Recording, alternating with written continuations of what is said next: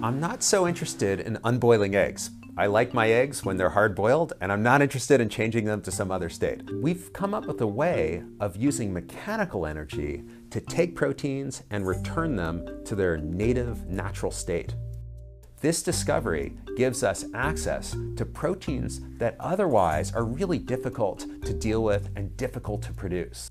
What my lab is going to be doing is applying this device to get proteins that are associated with cancer. So these are the proteins at the helm of the cancer cell that drives the cell and tells the cell, go cancerous, form tumors, spread around the body. These are evil proteins.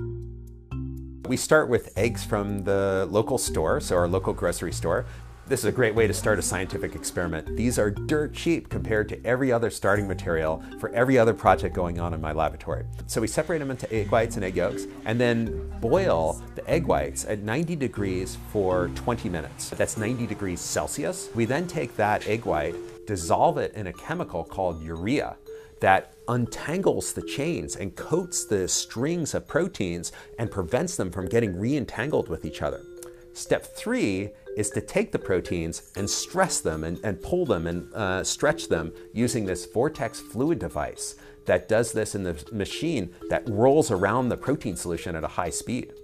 And then step 4 is to recover the protein and then test it out to verify that it has the natural activity that it should have if it's a functional, correctly folded protein. Conventional approaches to this require days to weeks. Using this vortex fluid device to stretch and unstretch proteins takes minutes. There is a strong personal motivation that inspires me in this research. I want to do something about this terrible disease called cancer. This impacts my life and it impacts the lives of everyone I know. On a personal level, my father died of cancer at a ridiculously young age.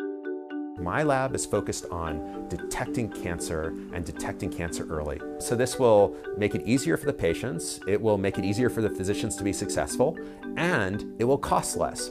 Everyone wins.